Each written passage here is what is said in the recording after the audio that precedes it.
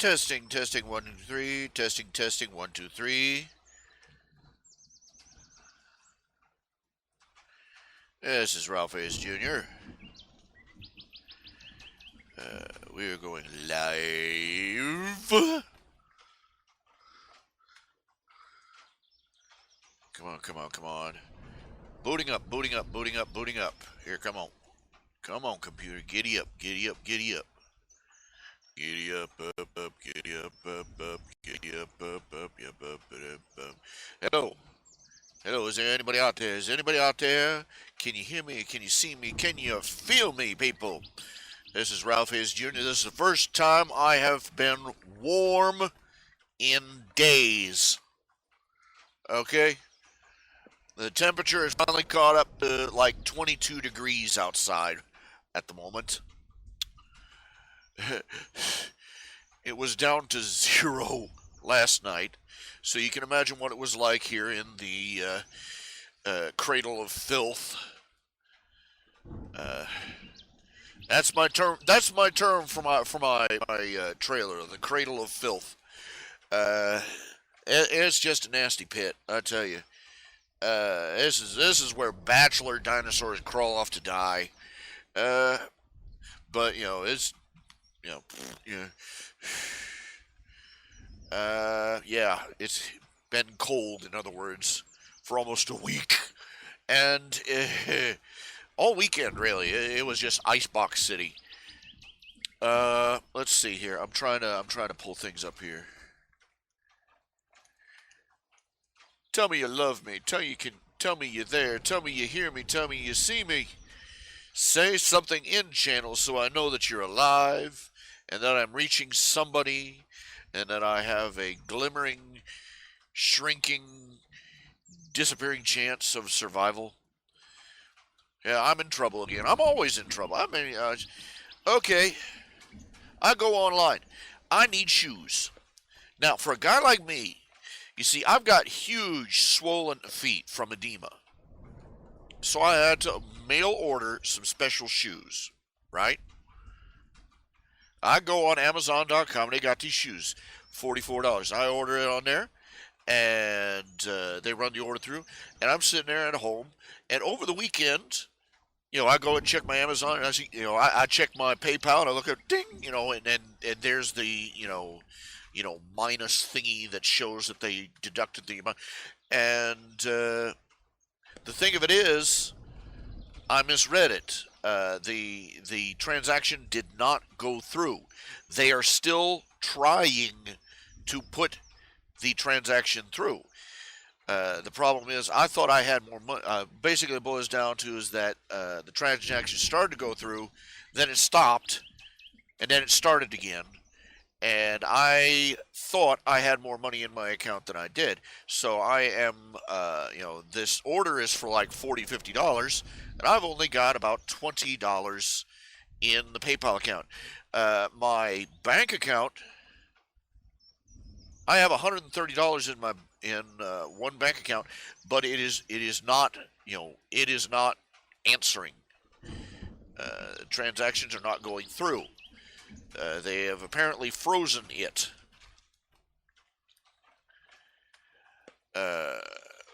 I have two bank accounts, one personal, one business. My personal one is frozen because it's in negatives, but they are blocking transactions on my other account too. And so I have the money, but I can't get at it to transfer it to my PayPal account. And transactions are not going through on my business card, and you know I'm kind of up Duty Creek at the moment.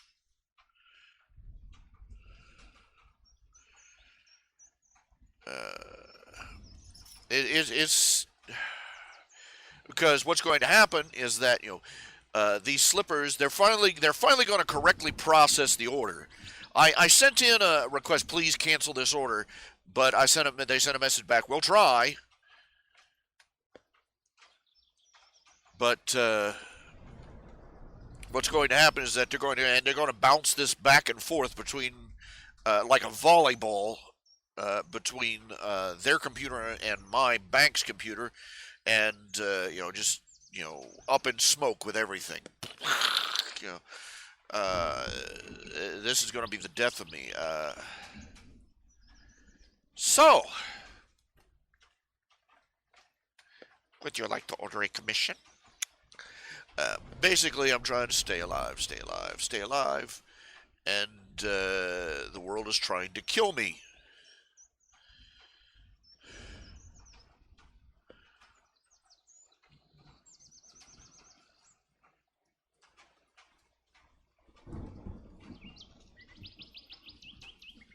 That's the thing about it. The way they've got the online banking set up for People's Bank, I can't, even though I can't transfer money from my business account to my personal account or from my personal account to my business account.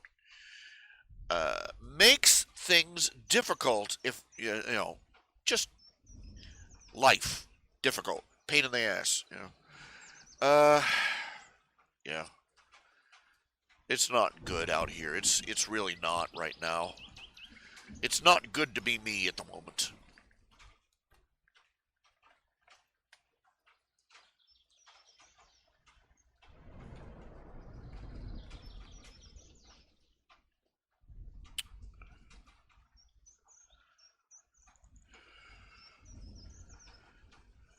Pull up.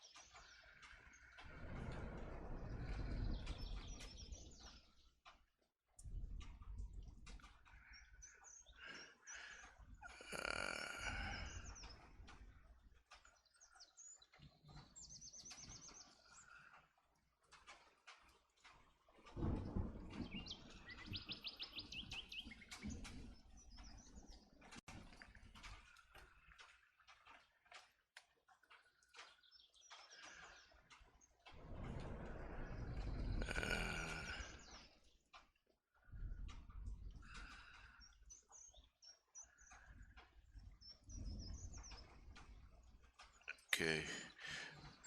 I just like to apologize. I've basically been frozen in. I cannot begin to describe to you how cold it has gotten up here. I could give you the temperature, but it would not begin to. I could give you the temperature, but it would not begin to tell you the cold. You understand what I'm saying here? Uh,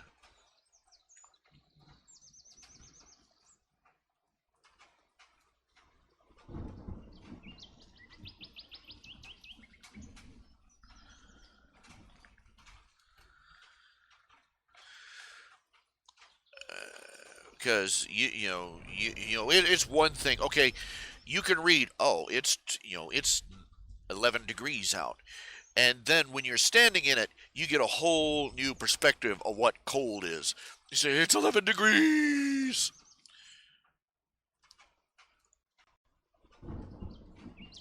Please tell me there's somebody out there who can hear me. For God's sake.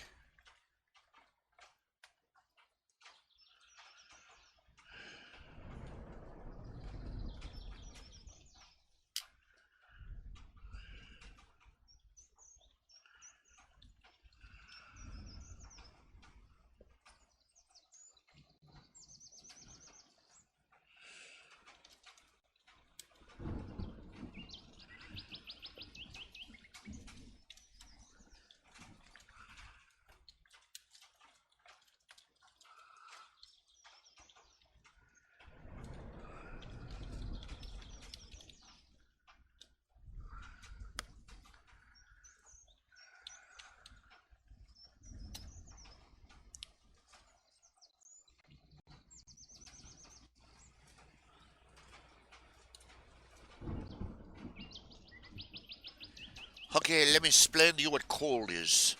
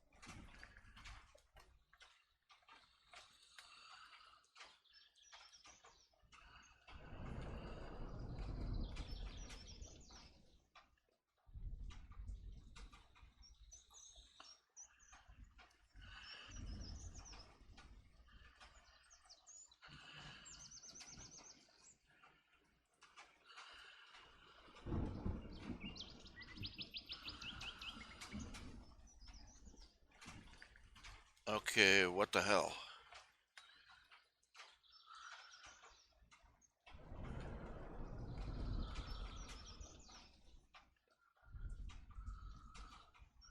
This thing isn't working right. I'm not happy with that.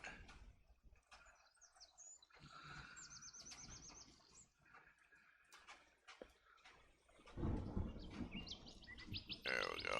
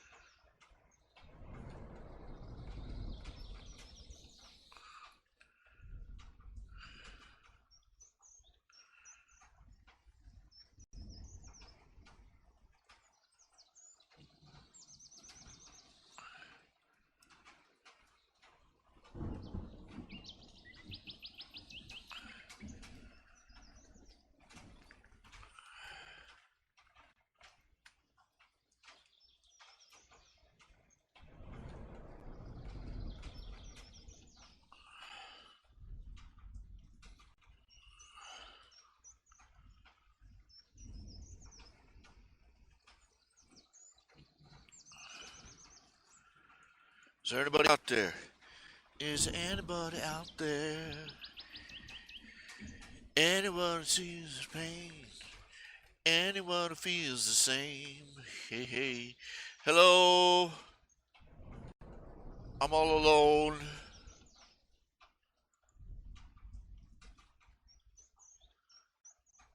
And apparently the feed is jammed.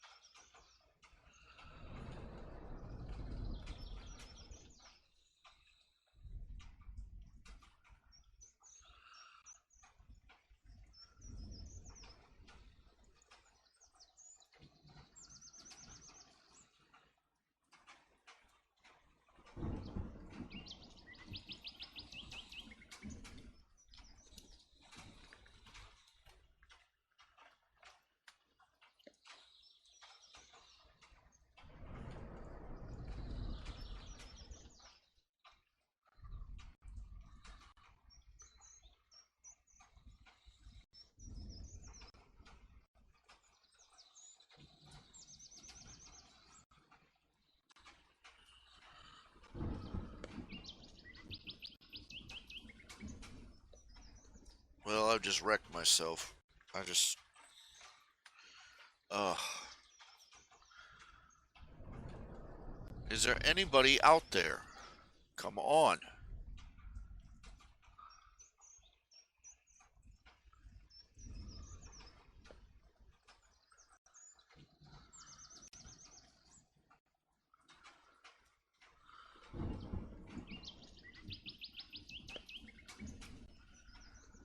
What the hell is wrong with the stream?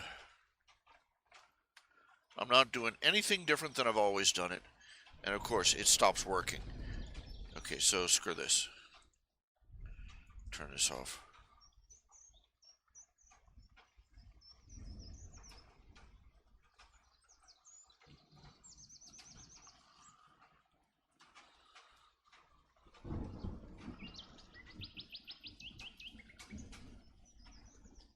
Am I the only one here? Is there anybody watching? Talk. Say something in channel. Say something in the chat room. Please. Just show me you exist.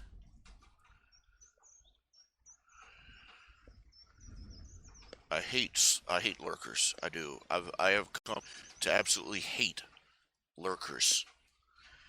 It's like having somebody walk into your living room, stand in front of you, and just stand there staring at you.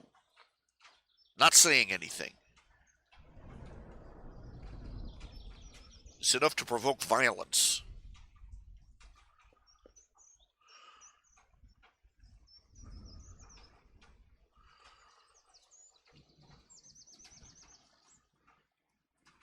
Everything's everything's just coming apart. It is.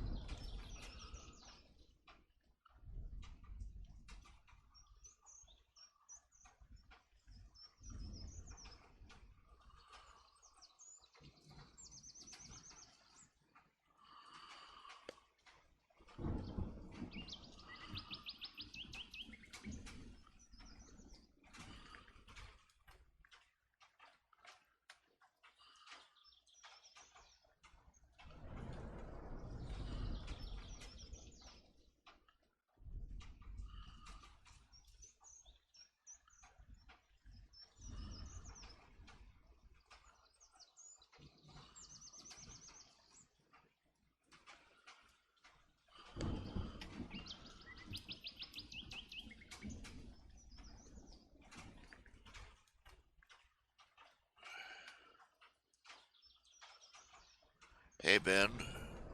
Terrible, really. You want to know how I am terrible at the moment? It all starts with shoes. Okay, this is probably just gonna shoot the works for me because you see, okay, uh, I have like $130 in the bank and $50, 50 or 50 $60 in my PayPal account, and that I was holding on to that for last desperate emergencies because right now I've got everybody all sorts of bill problems. But anyway, I need shoes. And you see, and this is not a minor thing with me for needing shoes, because you see, normally up until my feet started swelling, I could just go down to like Walmart and buy a couple of loafers, like $10. But now, with my feet swollen up, I had to go online and find some specialty shoes that wrap around your feet. You put them, you stand on them, and like Velcro flaps over the top of your foot. Right now, all I've got is a pair of ratty sandals, and I want you to tell they're not holding up too well. Especially, you want to talk cold? Step out in the snow. And I decided, I need these shoes. I need these shoes, and so I ordered them on Amazon. Right about Friday. And I come back the next day, and I look at my PayPal account, and it has a little thing that says, minus $44, which is about how much the shoes were. Great.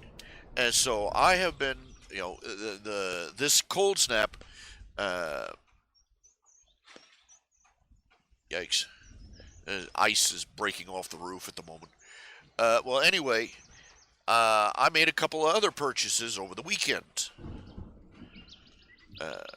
And now I go back and I look at the account, and apparently the transaction bounced.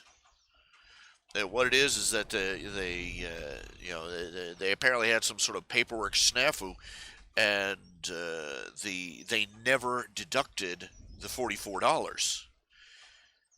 So I figure, okay, I probably better cancel the order. And so I go back and I cancel the order, and they inform me, they tell me, okay, we'll try to cancel the order, but there's a good chance it'll be going through anyway, because the order already made its way to the warehouse. And so basically, I've got about $25 in my PayPal account. No accessible money in my bank accounts. Both my accounts are, one account is in negatives, and the other one is frozen. And they're about to hit me up for $44 that I do not have. And I figured it's going to hit my bank account, and everything is going to just start bouncing back and forth like a ping pong ball in a tile bathroom. And that's going to be the end of my bank account, my PayPal account, everything. It's just, so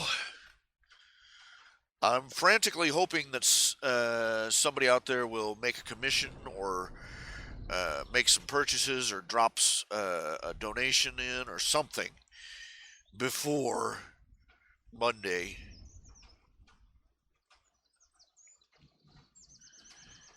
It's just bad. It's just bad all over.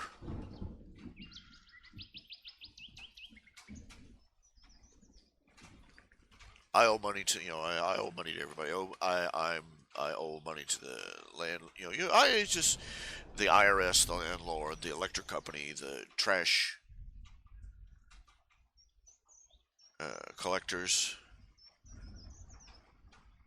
and over the past couple of months, I have basically lost. Over the past couple of months, I've lost about $200 a month in income, because several donors on my Patreon list lowered or dropped entirely. Had one guy who was donating $100 a month just canceled out, and Well, you get the picture. Some of them never even went through in the first place. They had said, "Oh yes, I'll donate $5 a month," and they put their information in, and Patreon can't access the money they promised. So, well, review a fic you wrote? Sure.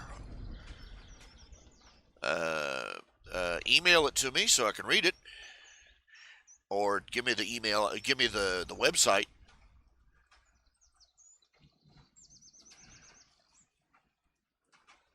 And thank you, Ben. And thank you very kindly. Uh, we're all treading water out here, aren't we? We all are, and some of us aren't good swimmers.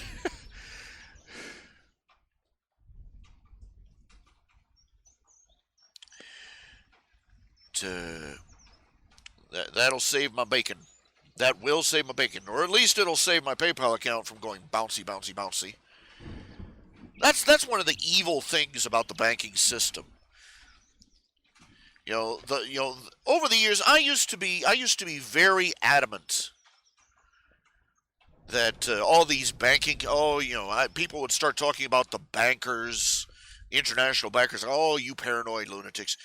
And then I started reading up on it, and then I started learning about it, and I started learning about the things that are going on.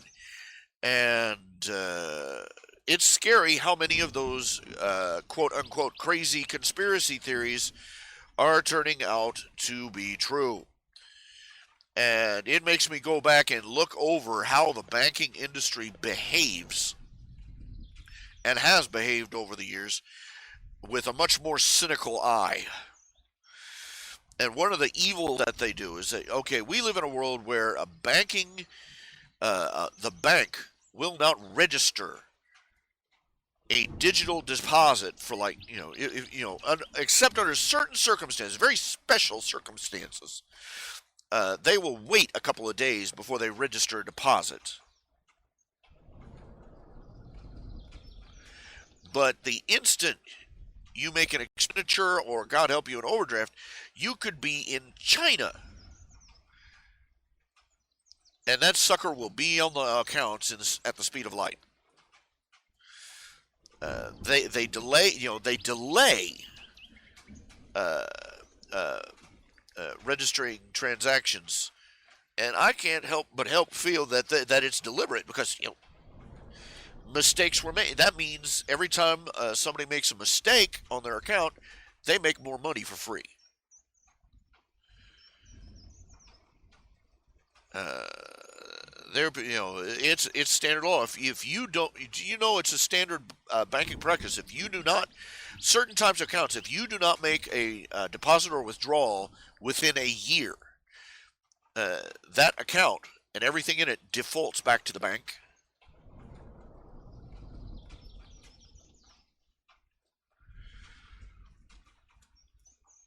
And I could go on and talk about the Red Shield banks and what they have been doing to the world economy since the days of Napoleon. It's outright evil. They talk about it's the banks, in particular, such as the Federal Reserve, that push through things like fiat currency, marginal reserve banking,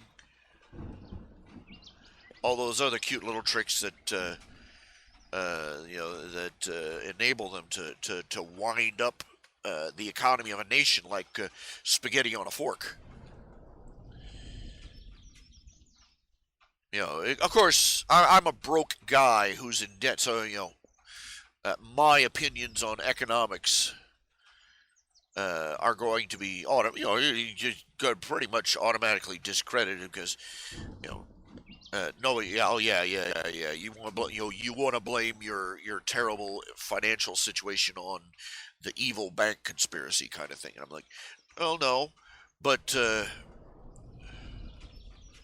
it sort of makes it a little harder to speak with authority. You know what I'm saying?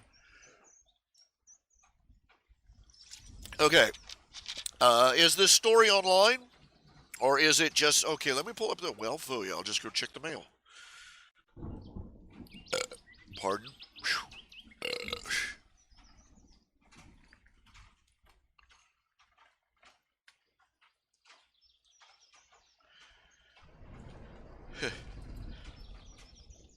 I was supposed to get, I had 3 books on there. They were selling them for a penny. And, I had them in my wish list shopping cart. And with the shoes, I was supposed to get free shipping. So I had to cancel it. But without the shoes, it's I had to cancel those too. Which is kind of sad. Wah. Me love books. But can't afford them now. Not right now. Can't afford nothing. I can afford a pizza, but I can't afford anything.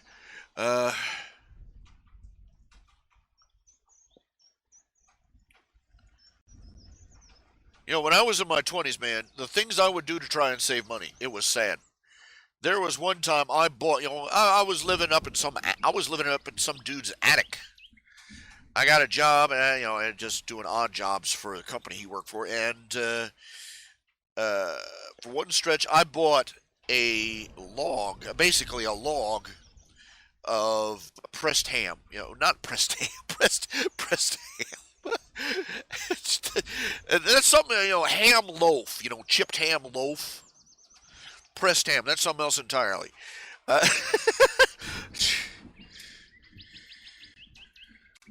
pressed ham.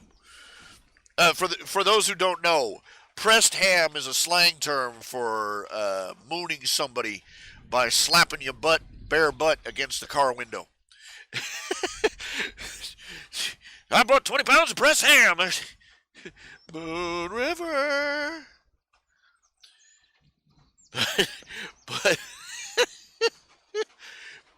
but anyway, moving on. And as I was saying, I bought a loaf of this chipped ham. The process. They pressed it out in these rectangular logs, and I had a loaf of bread. I had some cheese, and I had some mayonnaise, and I had that ham, and I ate chipped ham sandwiches, ham loaf sandwiches for over a week. And it was, to this day, I can't look at chipped loaf too easy. Oh man, it was awful. I mean, that was it. That was it. That's all I had to eat because I was that broke, and oh man, I could never do that today. My digestive tract, my entire digestive tract would just rip out and run away if I tried to do that today. If I tried to live on something like that for a prolonged period of time, I would,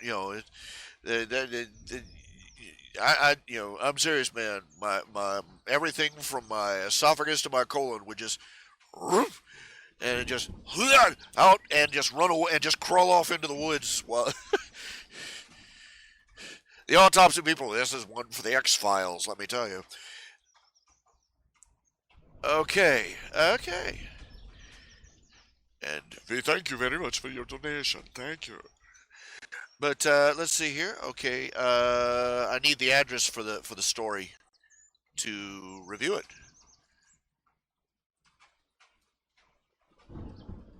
My PayPal is RHJunior01 at gmail.com. That's my email address. There's also a PayPal button on the front page of my website, right under the Patreon button. Pardon.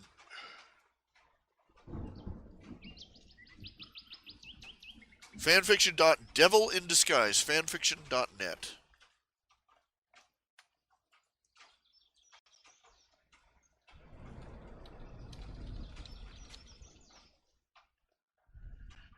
Story search.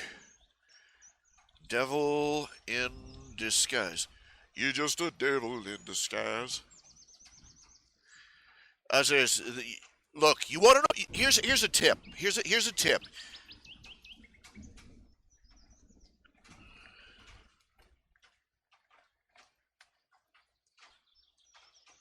Here's a tip. If you want to know if if your house is well insulated, the easiest way to tell how many icicles are hanging from the eaves of your porch. You see, because that's water that's melting off your roof and running down and freezing. So if you've got poor insulation, you are going to have like a picket fence of icicles all the way around your house. In my case, yeah. I've got I've got like 4 foot icicles at this point. My neighbors do too. And we all live in trailers down here. Okay. Well, I'm getting all stuffy. Oh man. Great. I hope I'm not coming down with a cold. That would suck big time.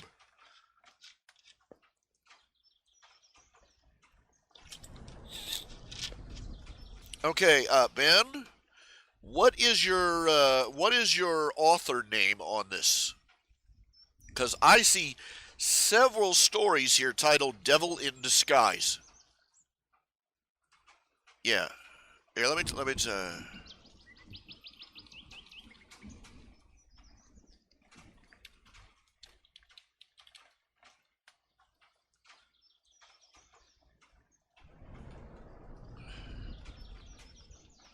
Okay, a freet.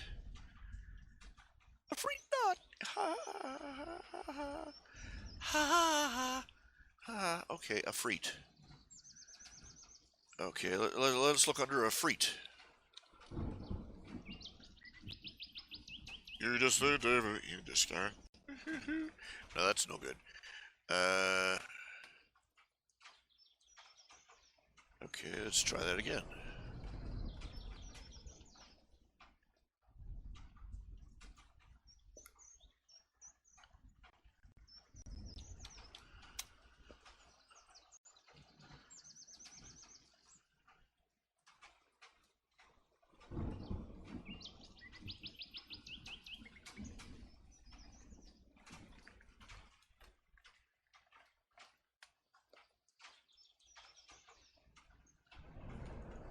Okay.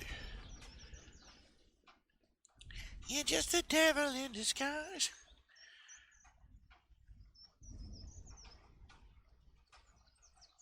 Ah. A Lilo and Stitch fan story. Did you know I found out something?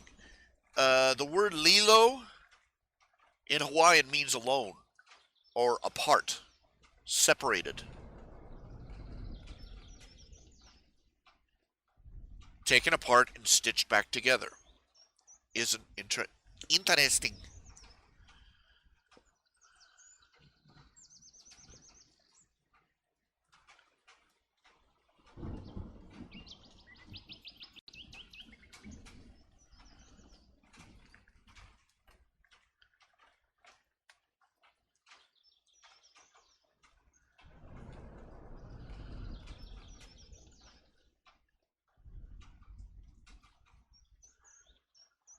Okay, I'm reading it right now. Okay, first thing off, your opening paragraph.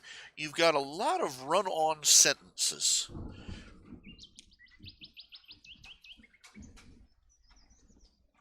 They're rather long. You need to break them up a little. This is maybe it's more of a me thing. A few commas. Uh,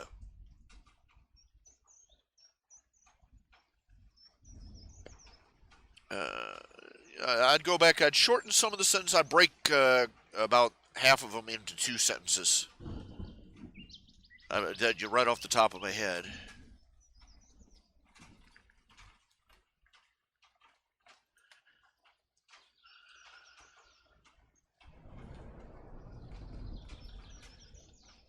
Yeah, it's a lot of run-on sentences. Break it up a little more. Uh, yeah, yeah. For instance, let's see here. Hearing no response, her patients.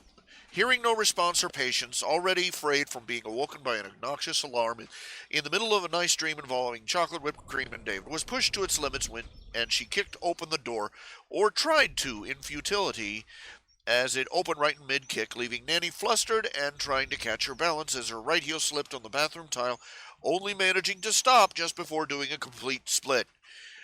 That was one sentence. Chop that baby up into 3 or 4. Shorter sentences give more of a sense of faster action. That's one thing I've found. Shorter sentences imply faster action.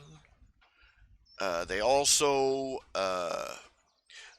leave space in between for the reader to fill in the gaps with their their mental images, with their own imagination, with their mind's eye.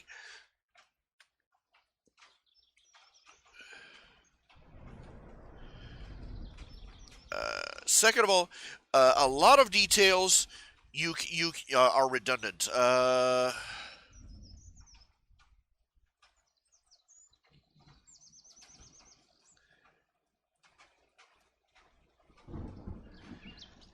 For instance,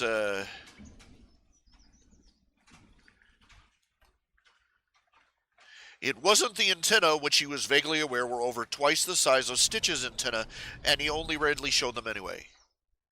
You could shorten that to, she realized that those weren't, something like, she realized that the antenna were not Stitch's. It's, and if you want to, and he rarely showed them anyway.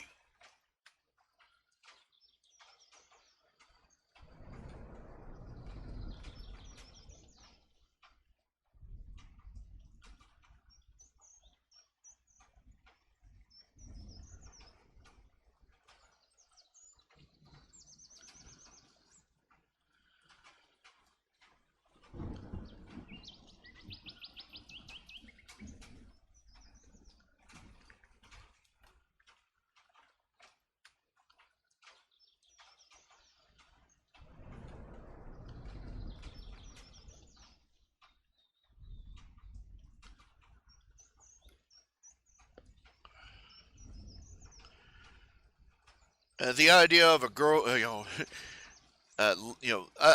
like the fact that you're poking at a common trope.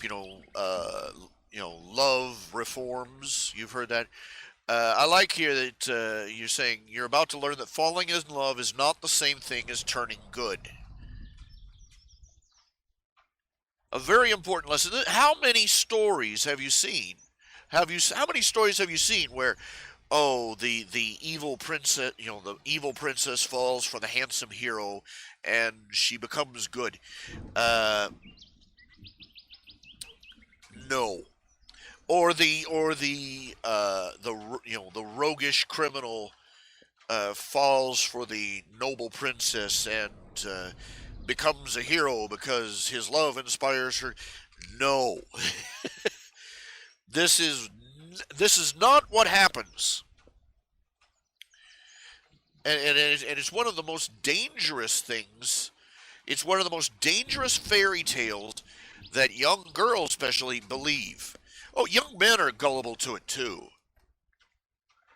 There's a certain, when a good guy falls for a bad girl, there's a certain amount of, oh, I'll rescue her in that. Then there's but for the, and the girl, but this is more, it happens more often with the girl. She goes, she says, but he'll change. And let me add as an aside, this is something that especially needs to be taught to young girls, Christian young girls. If you marry somebody who is not a Christian, a born again Christian, there's a reason the Bible says, "Do not be yoked together with unbelievers." The picture is you take, it's like hooking a live mule and a dead mule to the same harness.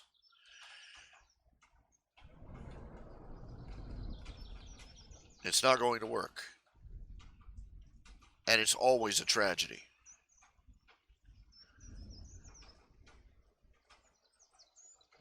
Uh, if they don't believe and have accepted Jesus Christ as their Savior, they don't value the same things you do, the most important and fundamental things. More important, literally more important than life or death. So, no, he's not different. No, he's not going to change by your love. Your love is not a magic potion that will change him into somebody, a good person.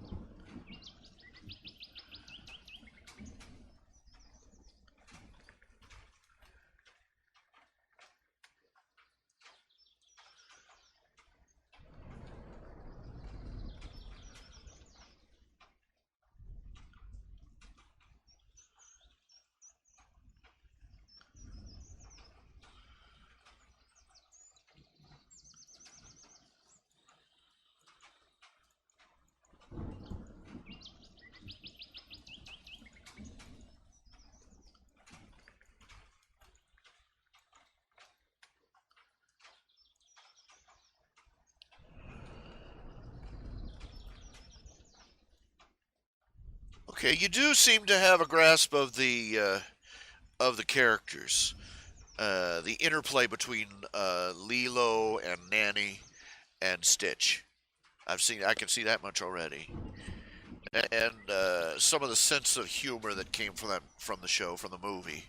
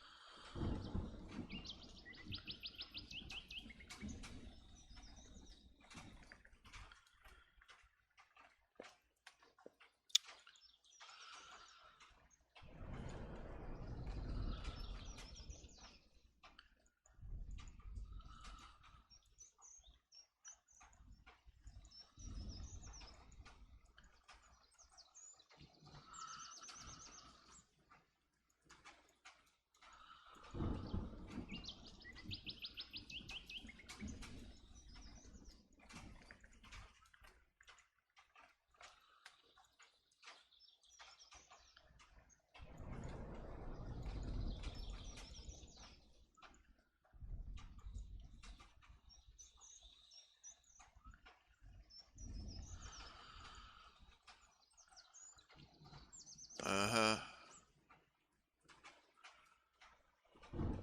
No, I say you. I'm looking through this. Yeah, definitely gotta work on your run-on sentences there.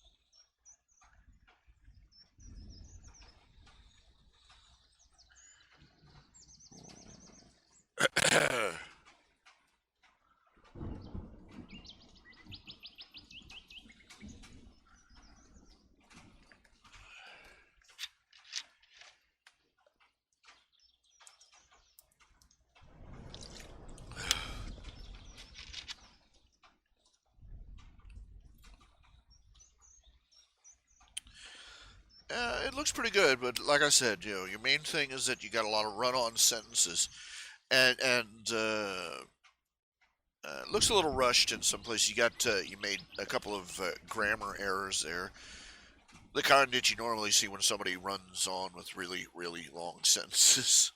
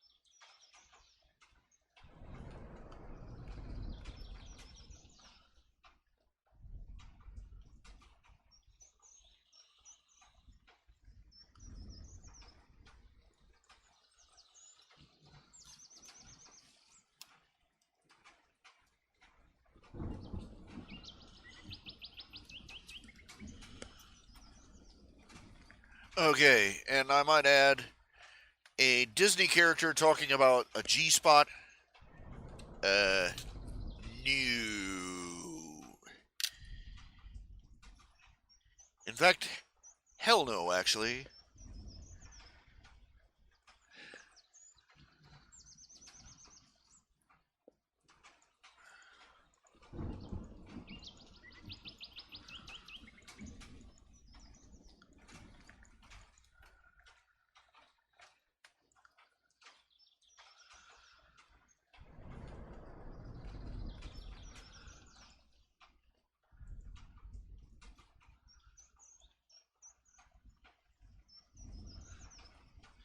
Well, that's what first drafts are for.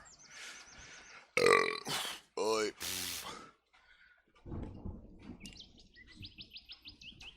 Of course, I can't really say I do a first draft. The invention of the computer has changed how I approach doing writing. It used to be, the idea was you write the whole story, and then you type it out, and you go back and make all your corrections, with a little red marker, and then you write it out, and you just put it with the pencil, and then you come back and you type it again. Now, with the advent of the word processor, uh, the stories I post usually first draft, but technically first draft, because each and every paragraph I'll rewrite at least a half dozen times.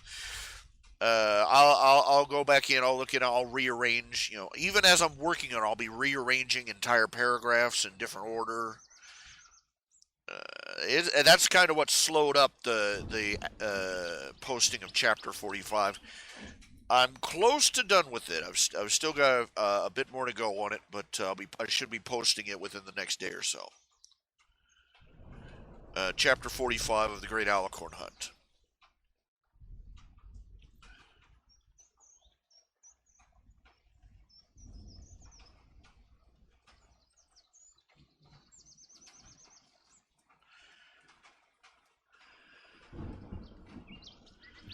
Yeah, but still, this is something they wouldn't put that on the cover in the show. You know what I'm saying? But still, yeah, I'm listening to uh, one of the things that I have noticed people don't. It's been years. I've been on the internet since before 2000. Okay, I've been on the internet about 20 years. Let's see, in the mid 90s, yeah, close to 20 years. Make you feel like an old fart. And I remember when chat rooms were still new, and I remember my first time going into a chat room. My dad introduced me to him. He had just gotten a computer and he had just gotten online. He just got the internet. And he just managed to get, and he got a chat room with. He even had that cartoon chat room thing, comic page chat room. It was goofy, but it really changed how people communicate. You don't realize it. Uh, I kept getting confused because it seemed like everybody was talking at once. Now you don't realize it now because you're used to it. You grew up with it. You live with it. But back in the day, this was something of a paradigm shift. In face-to-face conversations, you talk, they talk, you talk, they talk, you talk, they talk, you talk, they talk. Somebody else talks, they talk, you talk. One at a time. But in these chat rooms, if there was more than one person in at the same time, all of a sudden everybody was talking at the same time, and I got it was confusing. It took me some time to get with the groove and realize that I could type down something I was thinking, and that the back and forth play of conversation was incredibly different in a chat room because you'd have one person saying something at the same time as somebody else, and conversations were interlapping, overlapping each other, and it took me a while to learn the groove to it. Nowadays, nobody gets that. Nobody really gets that because our society, this entire generation, has grown up communicating that way. Even with cell phone chat, there's a certain amount of leeway you have. Uh, the type of conversation you have on a chat room in real life would be rude. It would basically consist of a bunch of people standing in a room together, shouting out what they wanted to say all at the same time, no matter who was speaking.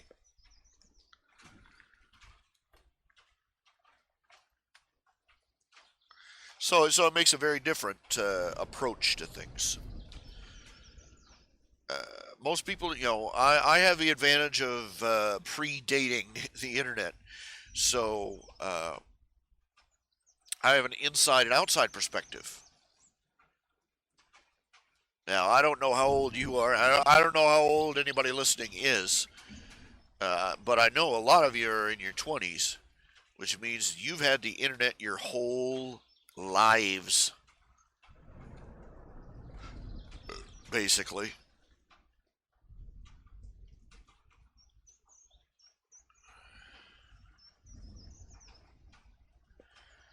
And me talking is, I'm sitting here, and basically, I know for a fact that a bunch of you are sitting out there, and what you're hearing when I talk about what it was like before the years. When I was your age, we didn't have no internets.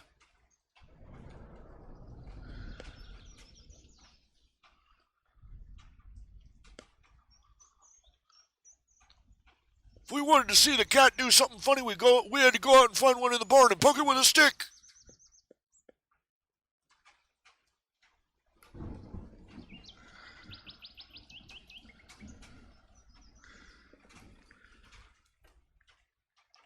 If we wanted to watch TV, we had to go turn on the television.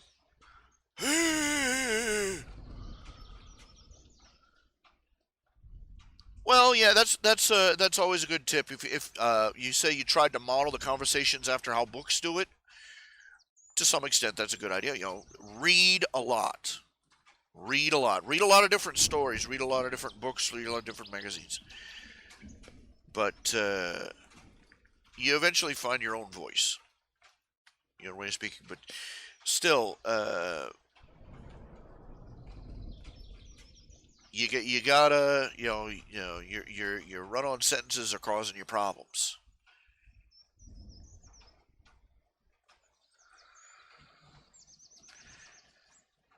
Break your sentences up into smaller chunks. Break up the different ideas. You got two or three ideas in one sentence. It's a little too much. I do tend to meander a bit when I write my own sentences and such. My own paragraphs and such. I will confess to trying my best to steal a march on trying to steal a little bit of the mojo from Terry Pratchett. That's why I started using footnotes. It's a homage to the man, really. Uh,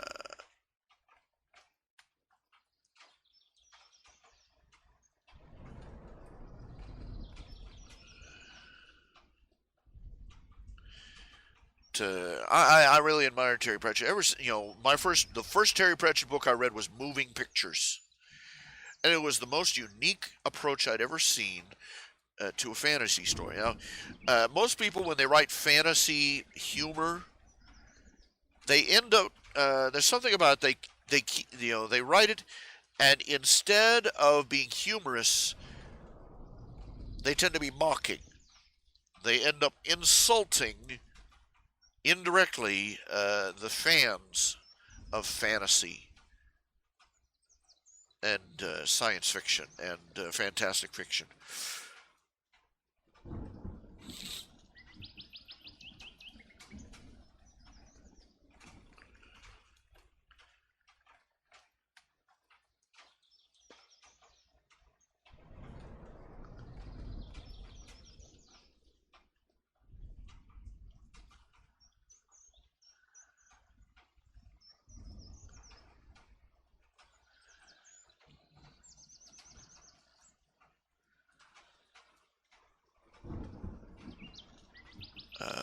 Terry Pratchett managed to make fantasy that was actually genuinely humorous, but that didn't insult the reader. It was, it was hysterically funny, but at the same time, it was so thought provoking. And his gift for words. I mean, let's face it. The English invented Shakespeare. So, uh, you know, the ability to make words, you just, sit up in line and bark. Uh, Terry Pratchett had it in spades.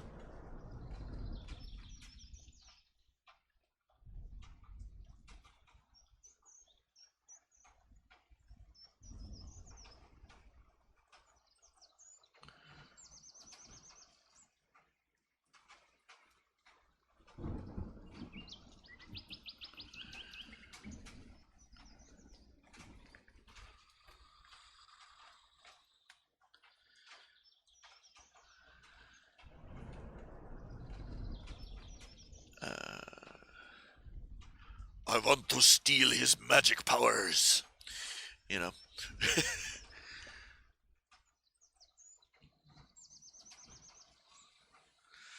you know, uh, you know, Imitation is his most sincere form of flattery, as the saying goes.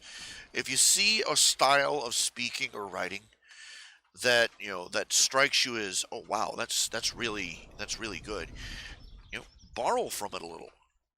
Not too much. You don't want to look like you're trying to be a bad knockoff, but learn the tricks of the trade from the best, and the best are the ones that you admire the most.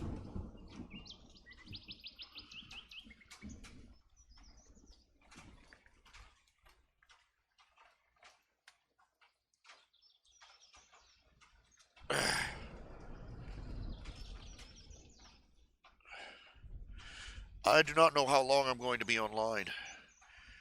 I have not been able to lie down and sleep properly in 3 days.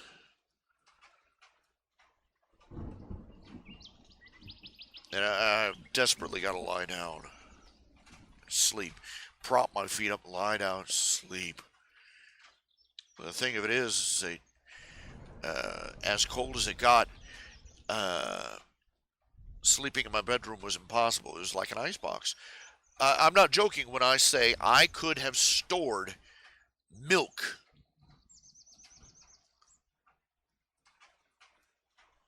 on my kitchen counter and not had it go bad. That's how cold it got in this house.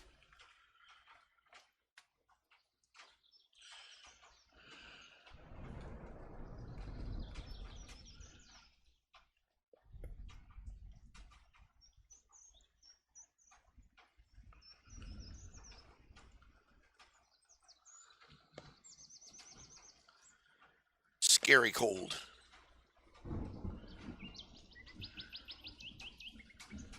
Freeze your chicken nuggets cold. I ain't joking here, honey.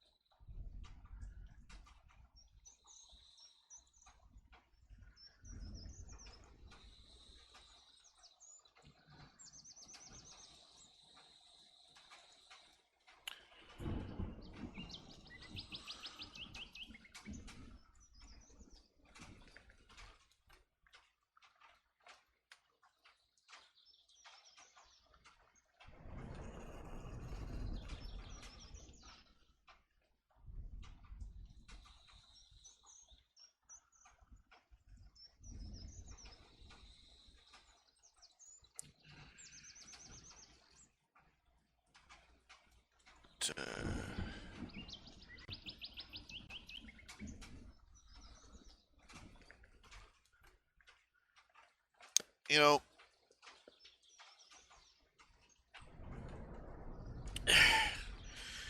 when I try to explain certain things to people, sometimes I feel like a man trying to explain to a fish the difference between wet and dry. And what I mean by that, a fish spends its whole life in water. It has, except for rather unpleasant and extraordinary and generally lethal circumstances for the fish, it's never going to be in a position where it's dry. Uh, a fish has no grasp of the concept of wet versus dry. All it knows is wet, and to it, wet just means normal. Uh, when I try to debate with people, for an example, I make no secret of the fact that I do not like uh, how they played out the cutie mark Crusaders getting their cutie marks. I don't like the cutie marks they got. I don't like how they got them. I don't know. I don't like why they got them. It's a perfect example of be careful what you wish for, because I've been wishing for them to finally get their cutie marks ever since they made their first appearance. And the jerk-ass genie gave me my wish.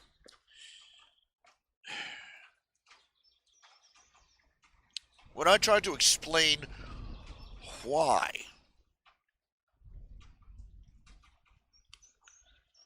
I do not like what they did with them, I can spell it out, but uh, most people, it's like trying to explain uh, uh, I don't know, like trying to explain astronomy to a dog. There's no common frame of reference, because many of the ideas and philosophies and perspectives that I'm objecting to are status quo for them. They cannot conceive of the world any other way. like I said, like trying to explain the concept wet versus dry to a fish.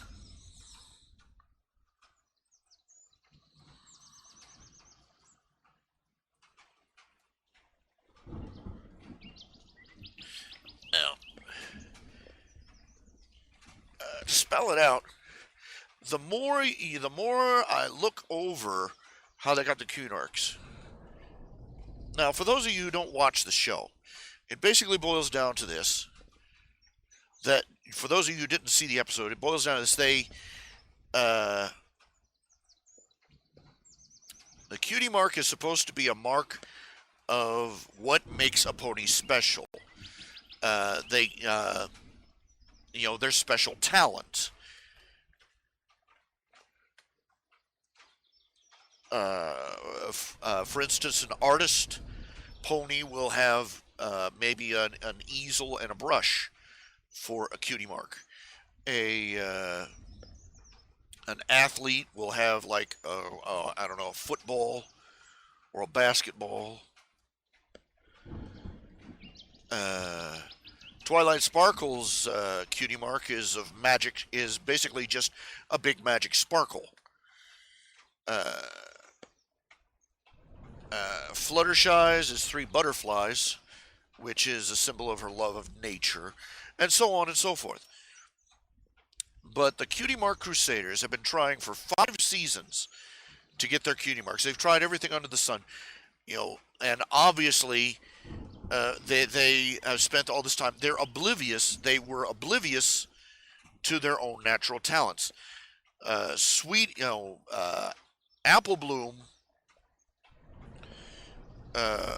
was gifted at building things and making things. She was gifted with making, whether it was building things out of wood or making potions out of plant ingredients.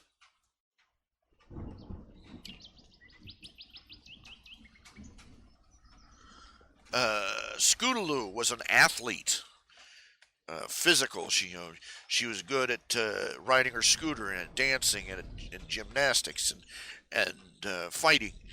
And Sweetie Belle was a musician. She's beautiful singing voice, and they didn't see those things as their special talents, and so they're trying everything under the sun, from bungee jumping to macrame to get their cutie mark, and of course they don't get it, because it's sort of this, getting a cutie mark is supposed to be this epiphany moment. This is who I am. This is my calling. This is the thing that I'm all about. Well, anyway, in the episode where they get the cutie mark, it was a terrible season ending.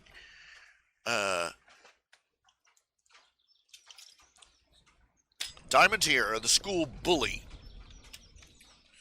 has an angsty day. And the Cutie Mark Crusaders decide that, they're going to help her out. And they realize that she doesn't understand her own cutie mark. And they help her understand that, having a tiara for a cutie mark doesn't mean she gets everybody to do what they want. Is that she is good at getting people to work together.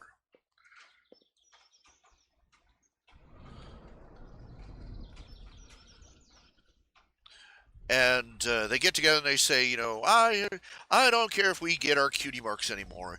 In fact, I just want to be a Cutie Mark Crusader with you guys. And Shazam, they all get their cutie marks, which are pretty much identical badges on their butts. They basically got a cutie mark in the one thing they are terrible at: understanding cutie marks. Now, the more you look at it, the worse it gets.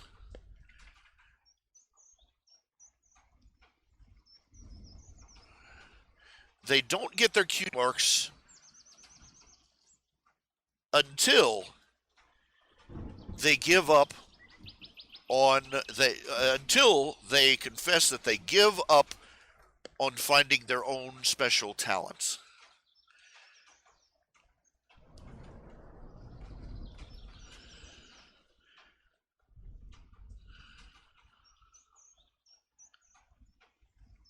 Now, I wrote this all down. Let me pull this up. Let me.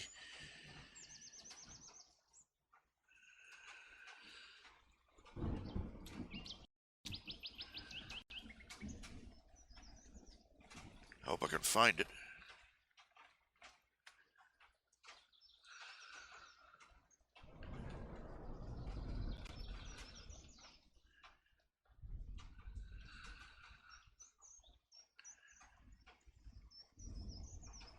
Okay, let's review. Okay.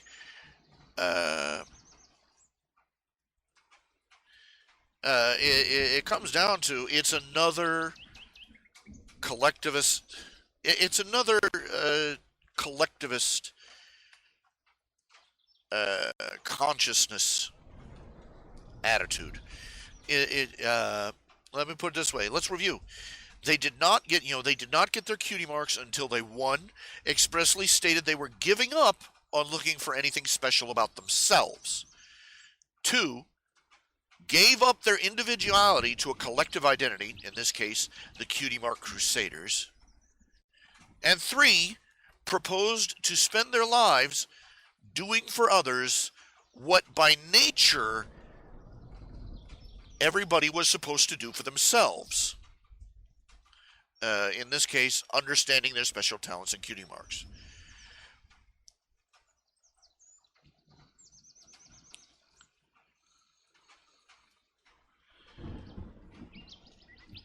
The cutie marks they got were virtually identical. They were badges for being a part of a collective,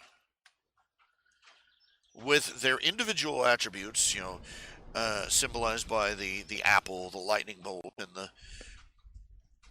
and the musical note being a lesser component in the badge of membership in the great proletariat, the great, of Marxist fatherland's people's collective.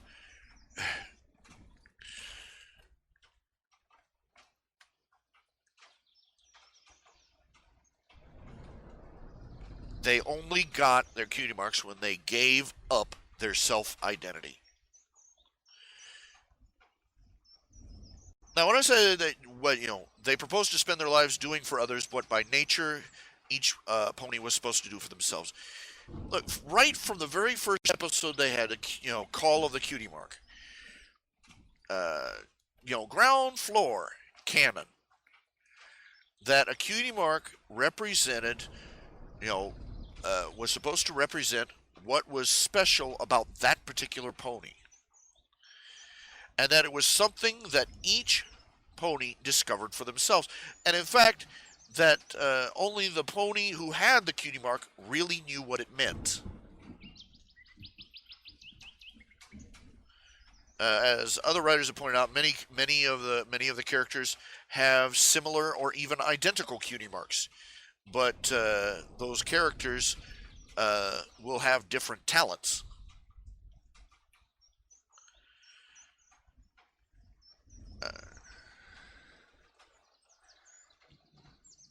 The Cutie Mark Crusaders, on the other hand, they do not get a mark in establishing their individual talent.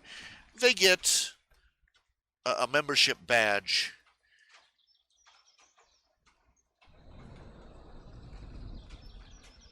A participation award, basically, for being part of a group. They have no individual identity. It's effectively saying they have no individual identity as characters, and their only purpose is to talk about cutie marks until the day they die. And people raised in today's culture don't understand that. They don't understand why I object to that. Now, I will say this. Maybe I'm a very self-centered individual. Maybe I am sinfully selfish. I recognize that is more than feasible, and I think that's probably an attribute that every human being has to some degree: selfishness.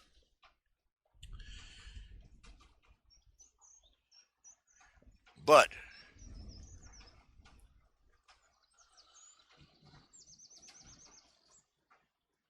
What we are talking about here is the difference between the agape love of charity and the self-destructive Comtean philosophy of altruism.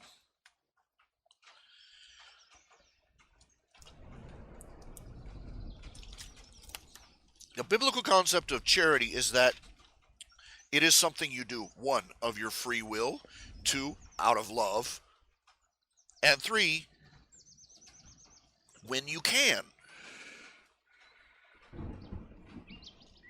And the Comtean philosophy of altruism was the word itself was invented by a philosopher named Auguste Comte, C-O-M-T-E. Look him up.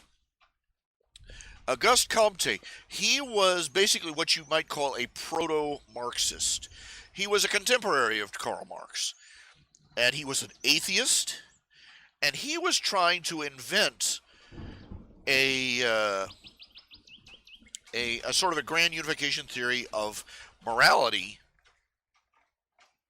He was trying to invent a formula for morality that would exclude the need for a creator.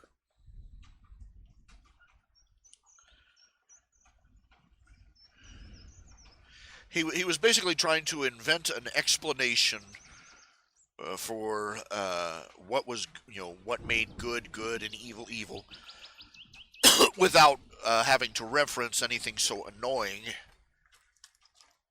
as an almighty God. And what he came up with was what he called altruism. The word literally means other-centered, or centered on others. The concept of altruism is that all deeds, the good or evil of a deed, is measured by how selfless it is. What I mean by that is that a perfectly virtuous deed is one that does not benefit you at all, and that completely benefit is entirely to the benefit of another person.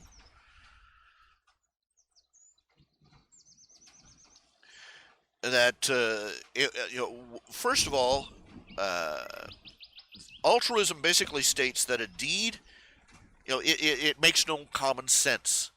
You just have to think about it for a minute. Altruism basically says that a deed that helps two people, yourself and another person, is less virtuous than a deed that helps only one. Two, it does not take into account things like results or consequences. Only intent. For instance, but it's for the children. It's for the children. We did it. We gave and we sacrificed. It was all for a noble cause, and and it gave the kids cancer. But it was for the children. How much evil is done every day in this world for the children? How many evil deeds are committed by people? But he was doing it for a noble cause. No, he was doing an evil deed, period. Hitler did what he did for a noble cause. He wanted to raise humanity to the stars. He wanted to make a literal glorious empire of humanity on Earth. He wanted to make Germany the pinnacle of civilization. And I hate to point it out to you, but these are all good and noble causes. But the way he wanted to do them was unspeakably evil.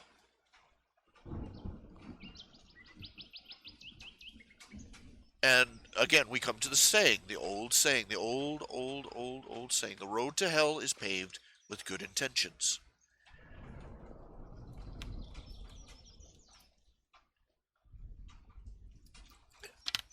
And third, Comteanism, altruism.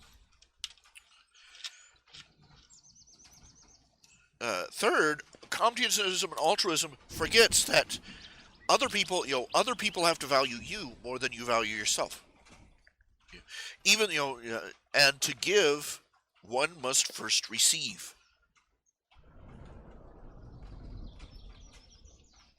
It does no good to annihilate yourself trying to help other people.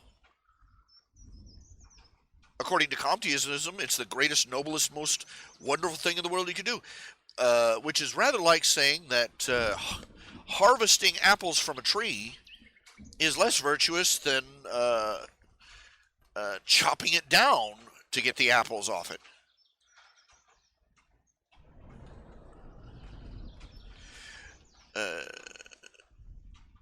People like to say, Christians like to say, evangelicals like to say, for happiness, for true joy in life, you need to put Jesus first, others second, yourself last. But I will note that you are still on the list.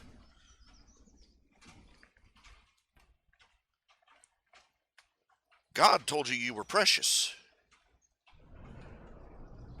And he makes appeals to self-interest all the time. Self-interest is not evil. It is our own desire to do what is best for ourselves, which leads us to accept Christ to redeem us from our sins.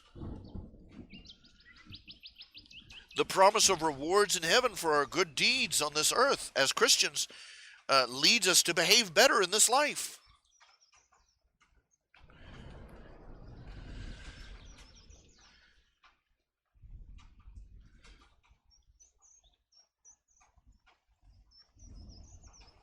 We're supposed to take care of others, but even at the end of the day, even though we put ourselves last, we're still supposed to be on the list. Even though we're at the end of the soup line, we're still in line.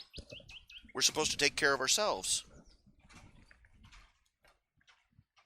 We're supposed to put others before ourselves, but we're still supposed to take care of ourselves. True love does not expect somebody to annihilate themselves.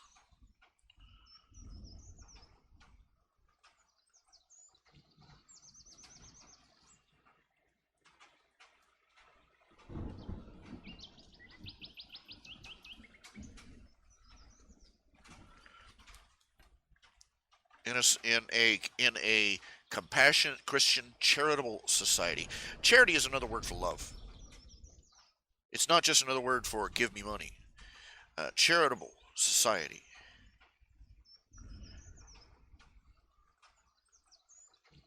A charitable society thrives. An altruistic society. A charitable society, in a society of charity, the refrain is, thank you so much for your help. I didn't deserve it. In an altruistic society, the refrain is, you owe me. You owe society, which is another word for you owe me. And the 50 million other people standing behind me.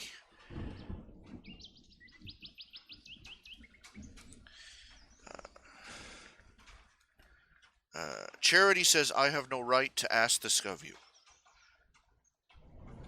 Altruism says, you have no right to refuse my request.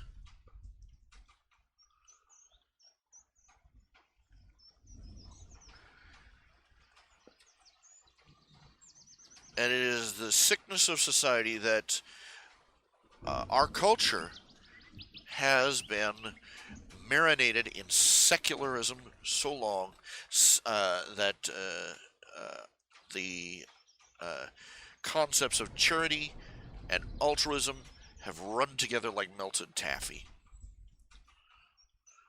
to the ruination of all.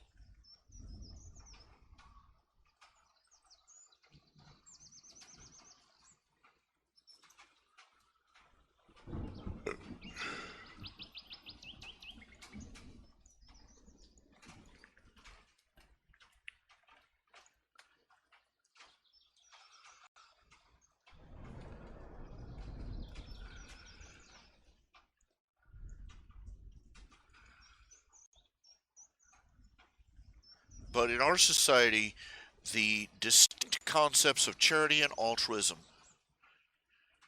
Uh, they're too, they are there's an unpassable chasm between them. But our society uses the phrase, it's newspeak. It's newspeak. We use charity and altruism interchangeably.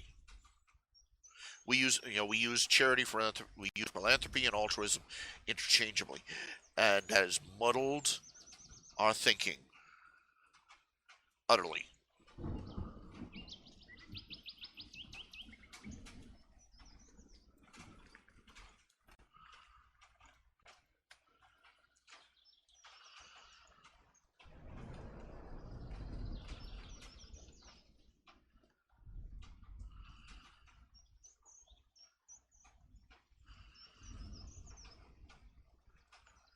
Yeah.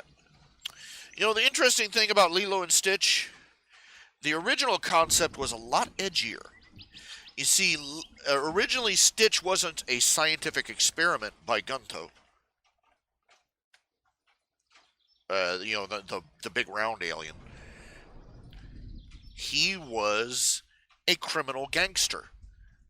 He was an intergalactic criminal, and Gantu was one of his gang.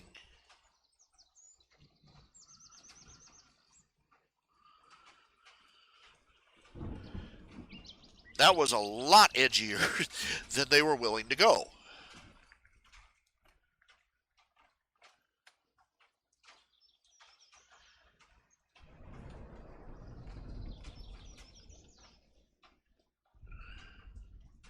And frankly, I think they should have gone with it. It would have been a very interesting approach.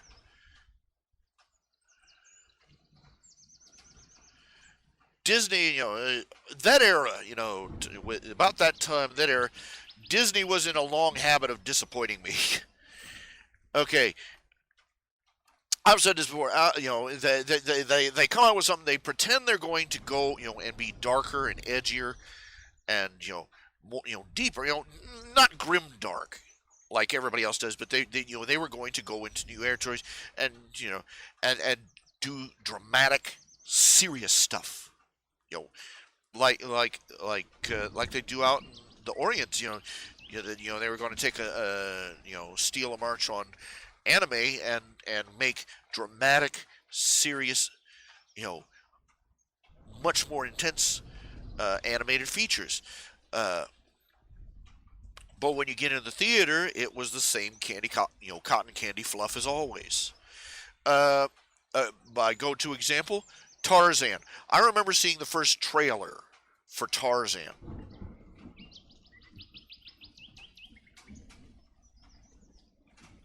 Good Lord. I mean, the jungle drums, and the thunder and the lightning and the darkness and in the dark jungle, and this figure just swooping through the trees. I mean, just boom, shoosh, and then he lands in a crouch on a tree branch in the middle, and the camera zooms in, and he turns around, just glaring at the camera. Tarzan. I'm thinking, holy crap. Mickey done gone hardcore. And I'm like, oh man, this is going to be awesome. This is going to be, they're going to break out into some, start doing serious stuff with animation. And then I saw the next trailer, which had a bunch of gorillas singing "Shoo, do weep da boobity boo, bang on the drum." I just cried. I'm serious. I was depressed. I was like, ugh.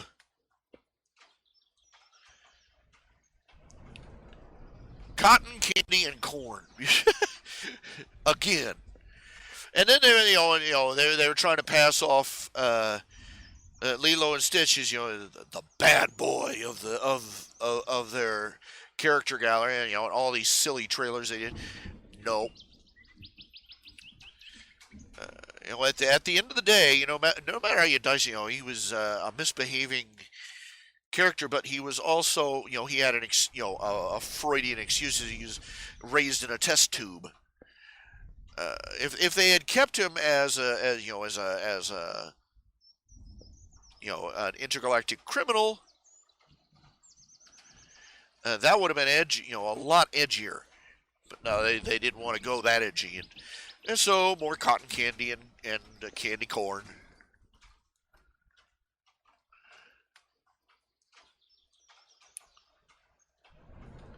I think The Incredibles is about the edgiest thing they've done.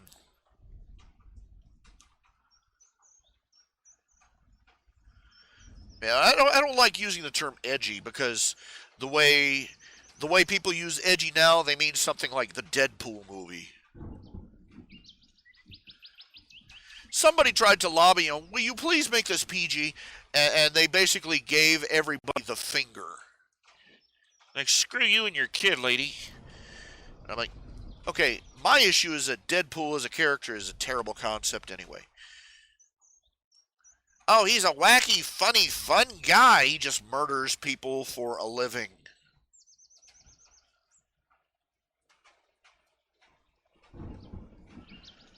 What the heck? He was he was and the costume, he was a Spider-Man ripoff. He was an evil Spider-Man. That's what they were making.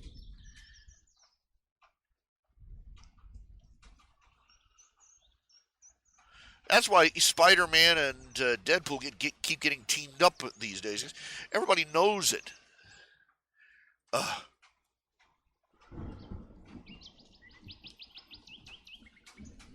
I swear, I had people try to tell me, who was it tried to tell me, oh, Joe Quesada wasn't responsible for One More Day. He wasn't the writer. No, the writer hated the story. The writer who worked on One More Day, the one where Peter Parker sells his marriage to, sells his marriage to Mary Jane to the devil to save his creaky fossil of an aunt. The guy that wrote it hated the story. He hated the idea. And he made it as stupid as he possibly could just to point out, just how dumb the idea was. And Joe Quesada pushed it through. Joe Quesada pushed it through. He was editor. And he was a Gwen Stacy fanboy.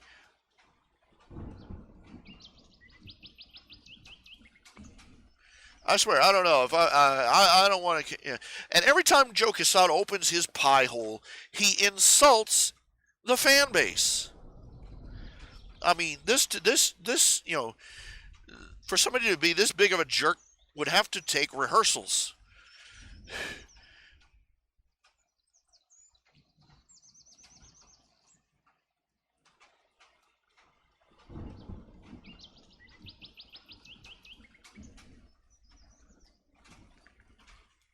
Well, I'm saying Jumba in the original plans for the movie Lilo and Stitch, the original storyline was going to be that Jumba was one of Stitch's old gang that Stitch had betrayed, had ratted on and gotten thrown in prison.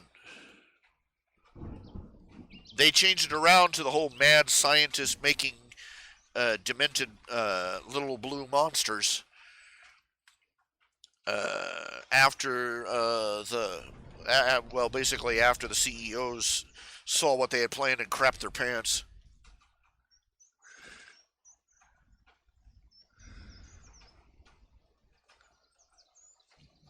Who is Dark End?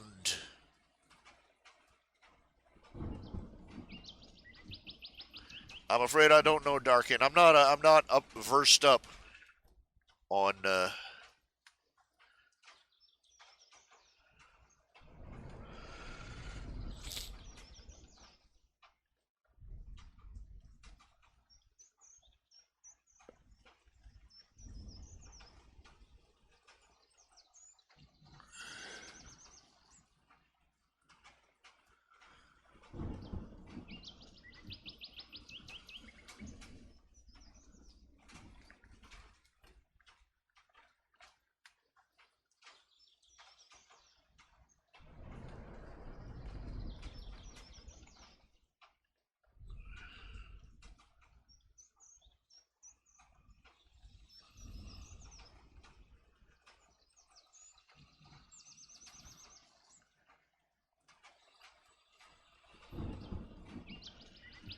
I'm afraid I don't know who Dark End is.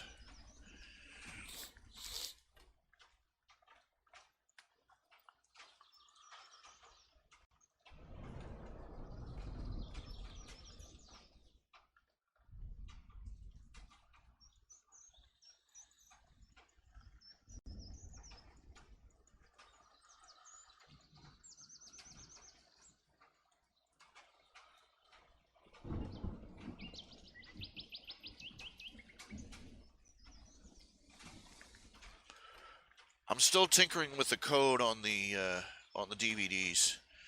This is a source of it turns out there's some problems with it.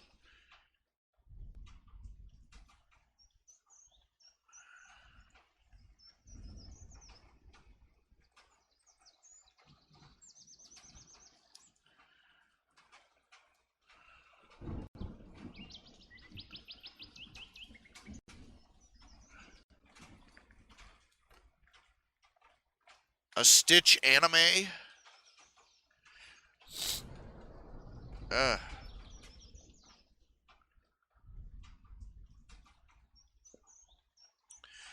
I'm still waiting to see the.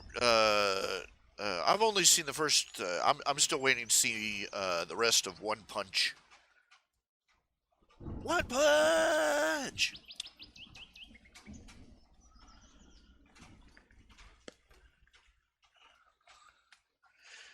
People really don't get superheroes anymore. You know, it used to be superheroes did things besides just punch each other in the face.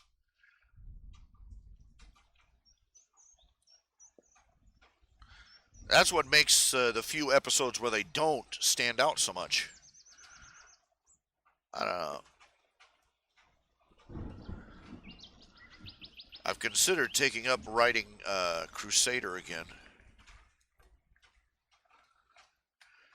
I don't know. Something about the Crusader comic, I feel fake. Like I'm trying to Jesus up the concept. If you follow my phrasing, you know, religify it to make it acceptable or palatable, rather than really doing a good job with it.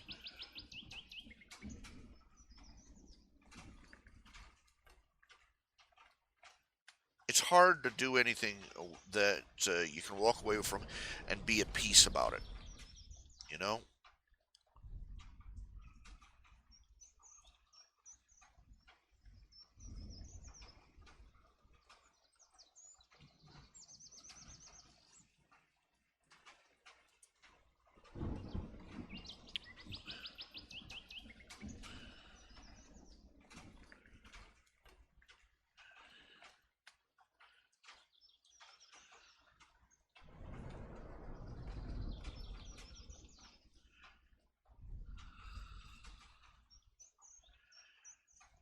You might want to make sure, you know, the final emphasis should be that I think the final emphasis should be that yes, you know, she does love Stitch, but she's just bad for him.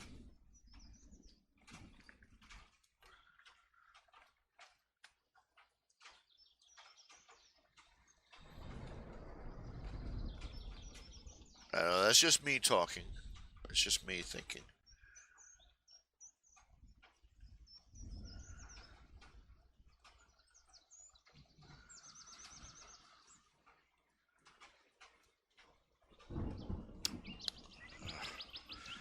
Man, I got chapped lips. They got chapped lips. You know, when you chap lips, you know, they split and they peel and just, oh,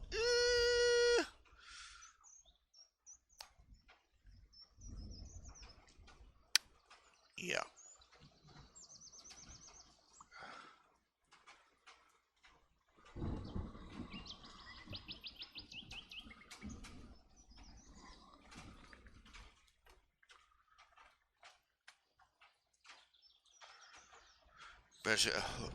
Who, what?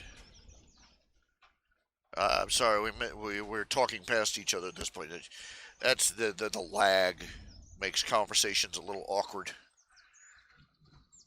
I've tried to eliminate the lag, but whatever it is, it's just still like a 5-10 second delay.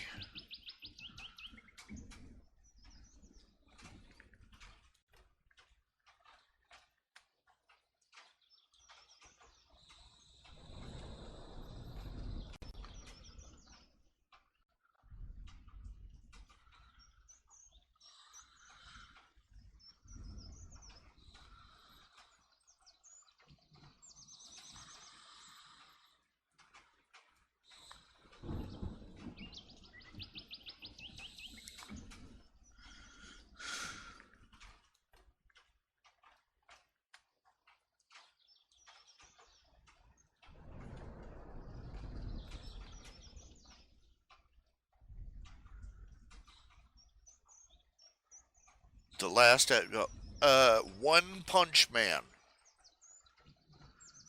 It's an anime.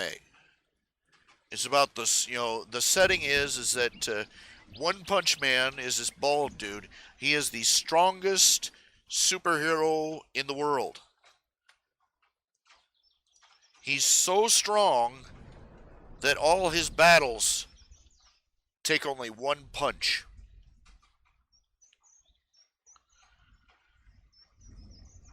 And the thing of it is, he is so, and he's become depressed and apathetic because when it comes down to it, all his battles are so easy.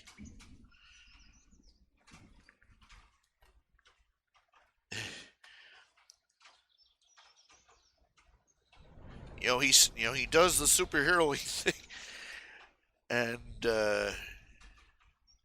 he's the superhero who heroes for a hobby.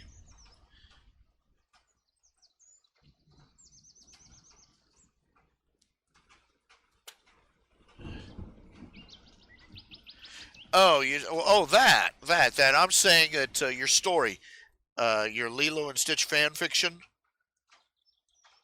That I've seen the story of good guy falls for bad girl is just using him. I was just using you at the end. Yeah. You might consider taking a different tack. I haven't read the last chapter yet of your story, but if you do decide to do a rewrite, you might consider. I don't know if you did this already or not, but you might want to emphasize. If you wanted to take a different approach to the story outcome, you might emphasize that she did love Stitch genuinely. It's just that she is naughty, bad, whatever, and she's not good for him.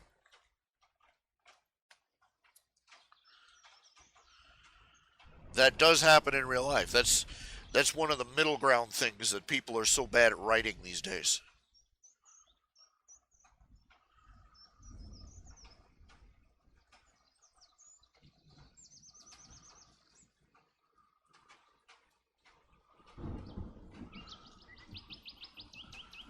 Oh man, I am stuffed up. I mean, my head is just clogged up. I cannot breathe through my nose.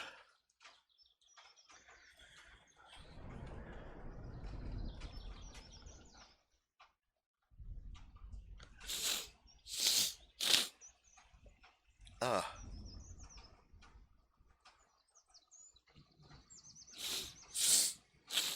oh man. Bleh. Booger Central.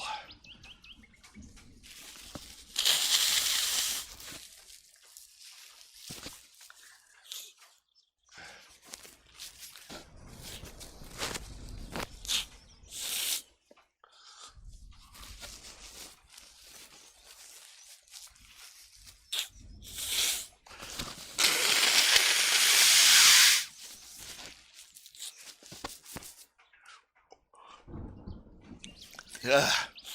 Worst thing about having a mustache? Trying to blow your nose with one.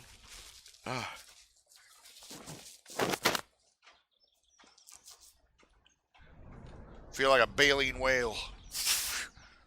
Yeah. Ugh. Ah. Well, whichever way you care to go. If you decide to have her reformed, or whether you decide to have her be a permanent bad girl, whatever, take your approach and go with it. I think I'm gonna go get some NyQuil in a little bit. This temperature, this temperature bouncing back and forth. But I've been keeping warm by. I basically made a little tent out of plastic tarp around my computer desk and my heater, and that's how I've been keeping warm. I would have made one around my bed, but there's no place to plug this heater in my bedroom. It's a 220 outlet one, and well, anyway.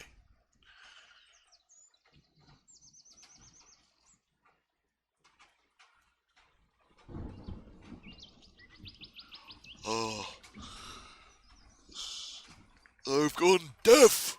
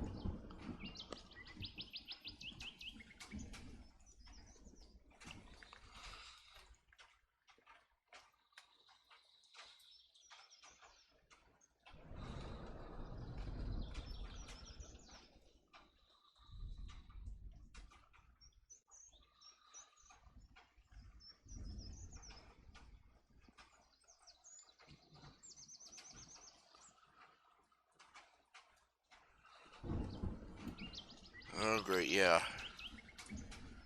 I feel the start of a headache coming on, and my sinuses are plugging up. Yeah, it looks like I'm coming down with a cold, wouldn't you know? The weather's finally starting to warm up. Of course, the weather starts warming up. I get to die. I get to, you know, that's the pits, man.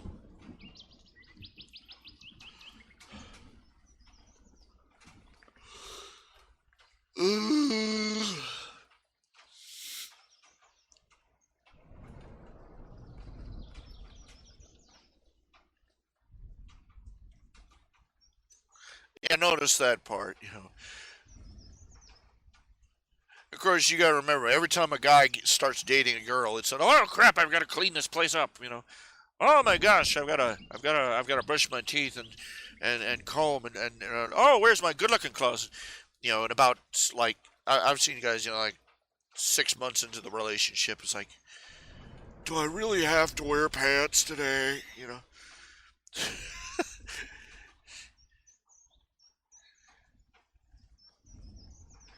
Girl asks them to take them out, and they go out and they just pull on a shirt and shorts and grab some, as Cosby put it, grab some Arid Extra Dry, like write an IOU to their body, and get in the car.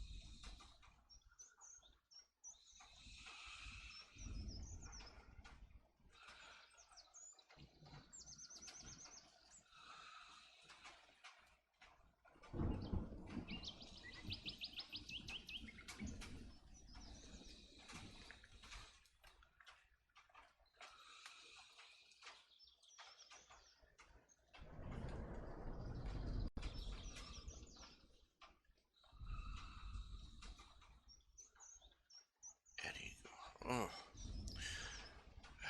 now, let's see here.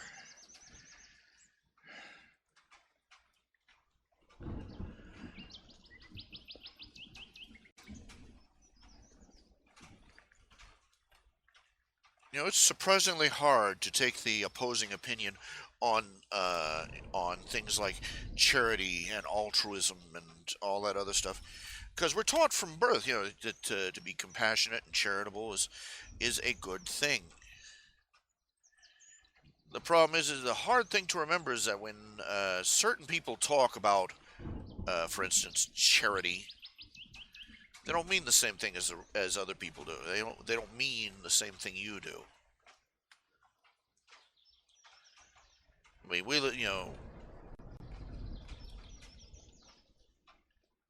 you got people here that call uh, the tax system charity.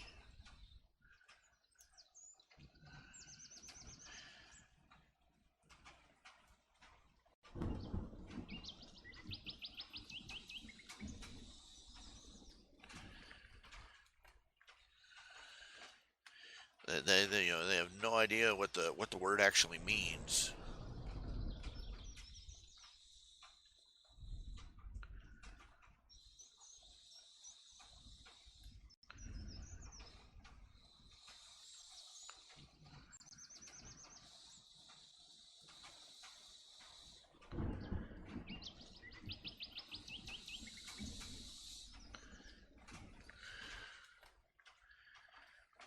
That's the point of the poor education we receive. Diminishes, doesn't, the poor uh, substandard uh, government educational system we have, built on the Prussian school system, diminishes the vocabulary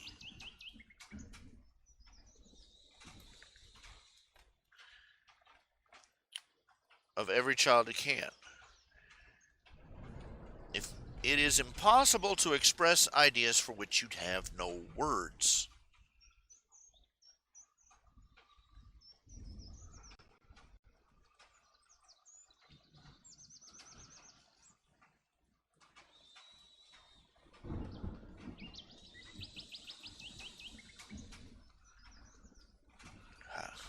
How would you do it?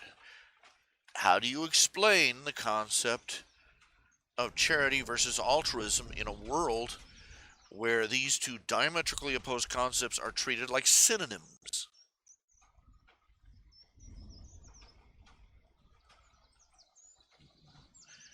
Oh, charity and altruism, they mean the exact same thing. No, they don't.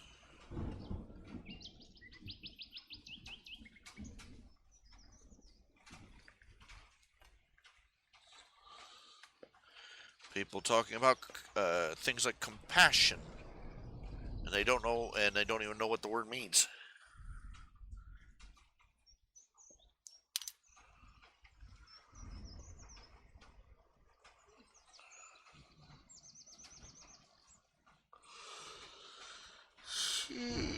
Beg pardon.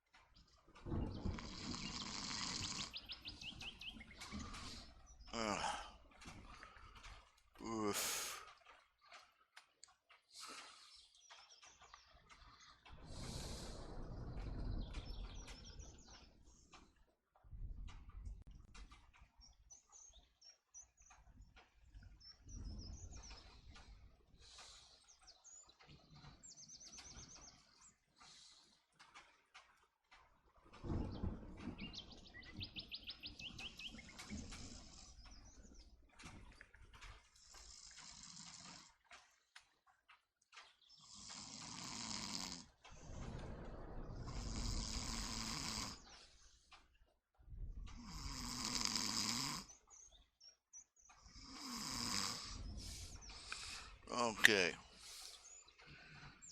Oh, okay. Getting a little round of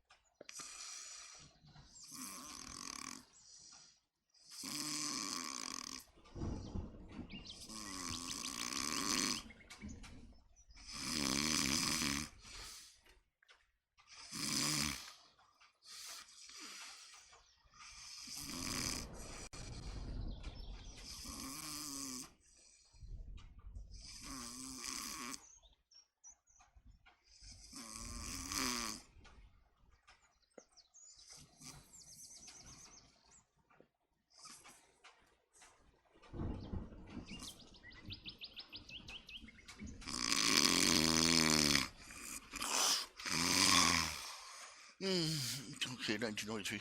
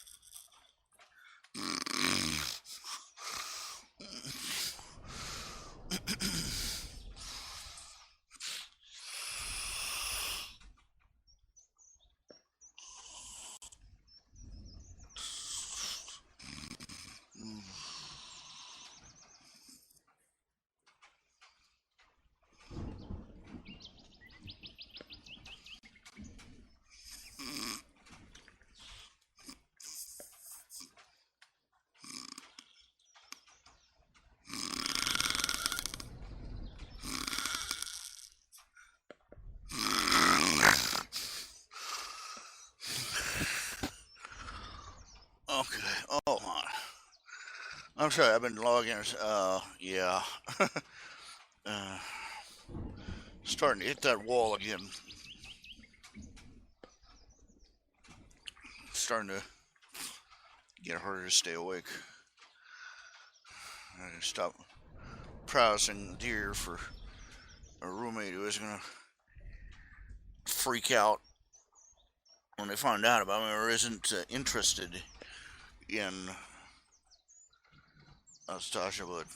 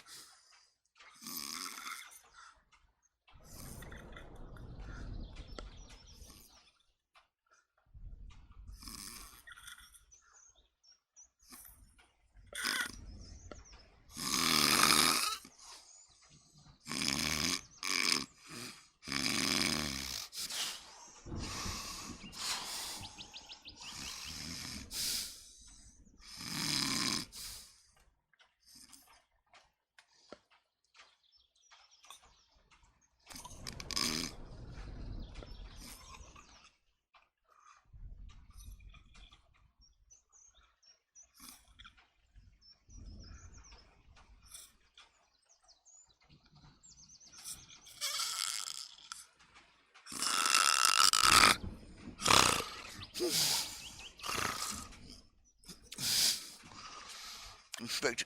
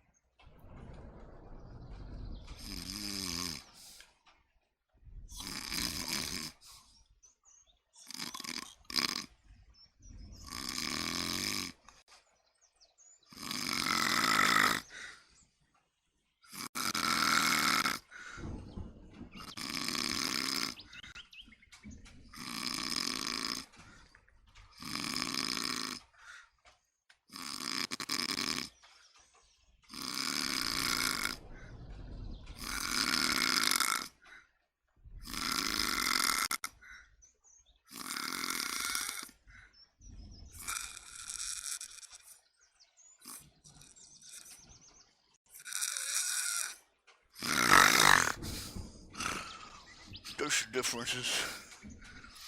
It's a matter of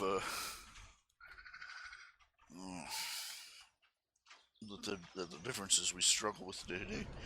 They're part of the human condition that we are inclined.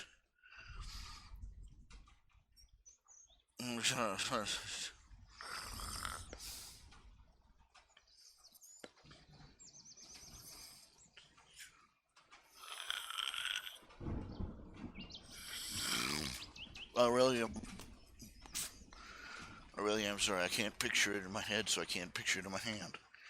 So it's just the way I am. But it's a fascinating concept that exists. Your things will change under a 30-inch.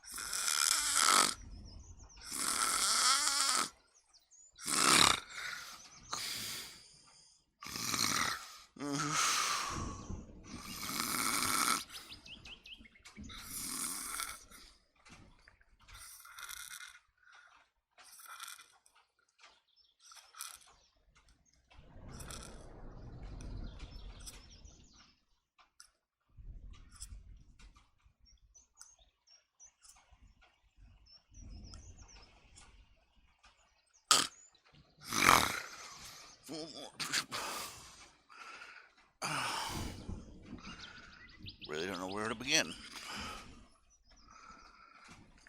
Well, if anything, I'm going to be picking this back up tomorrow. See what I get for it on the market. Just squeeze by another day.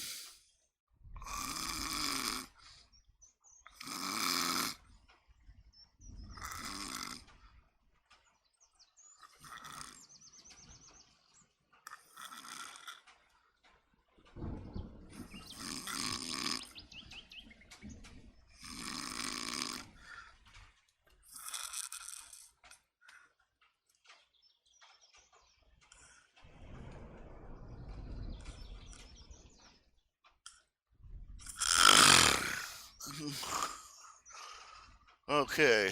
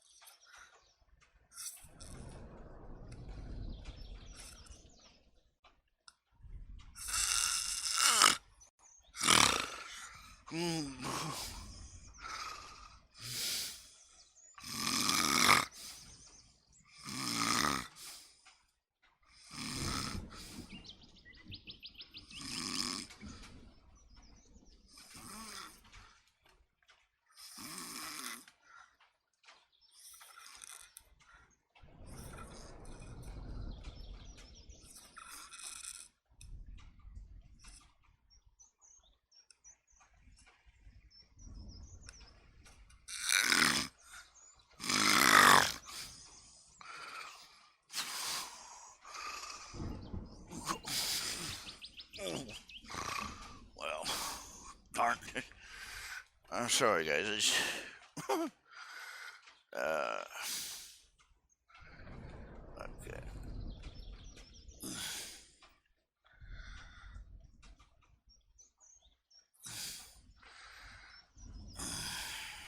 I'm gonna be going offline for a while, trying to lie down for a couple hours.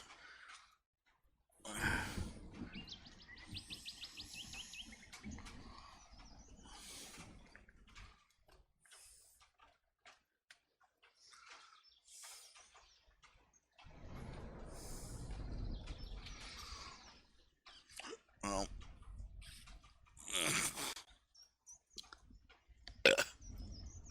oh, nasty. Blech. Nasty, nasty, nasty. Old reverse verb. Old vomit burp. Bleh.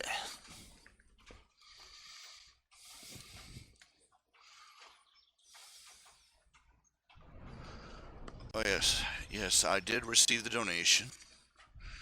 Did arrive. Let's see here. Thank you very much for the donation. That's, oh, bleh. Oh, bleh. Boy. Oh, I could taste that one. That last burp had corners.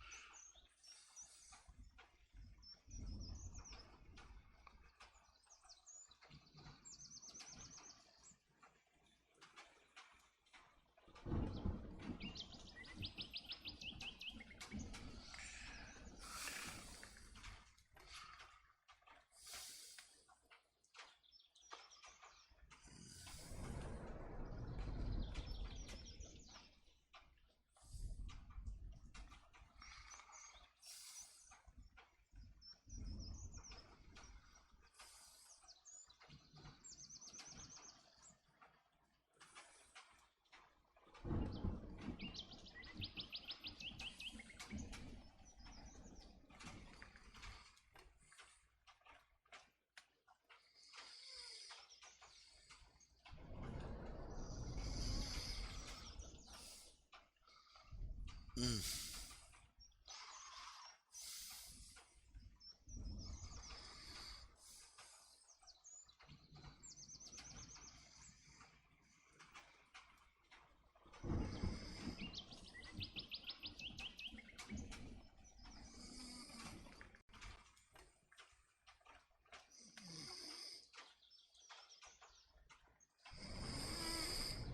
Mm.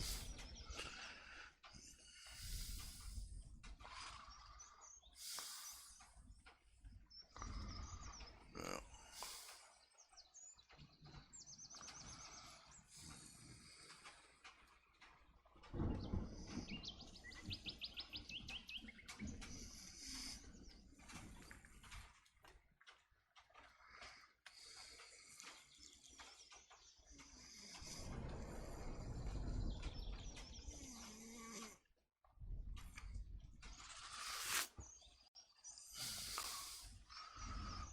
Well, look, you guys will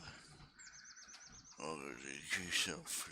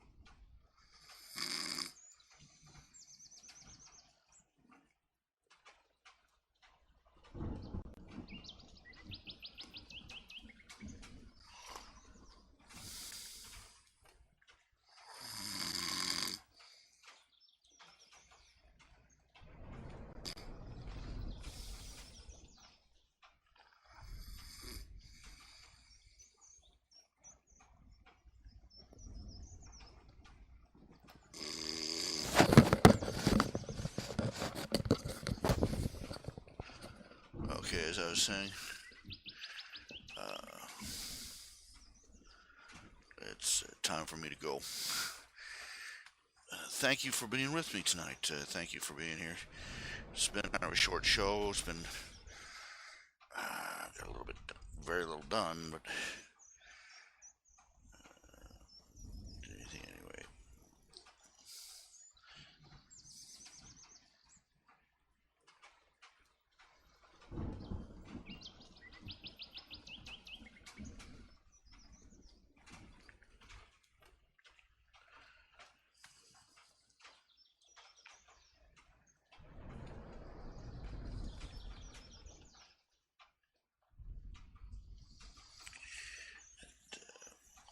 I wish you all a good night. We'll pick up tomorrow, and I'll pick up where we left off, and we'll go from there.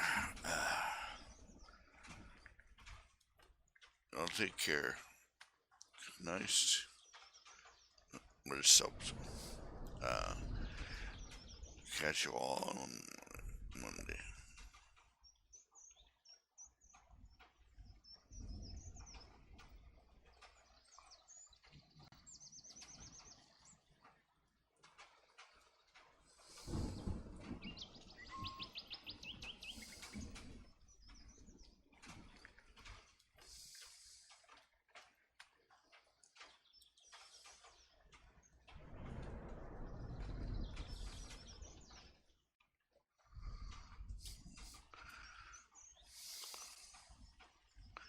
Thank you again, y'all, and y'all have a good night.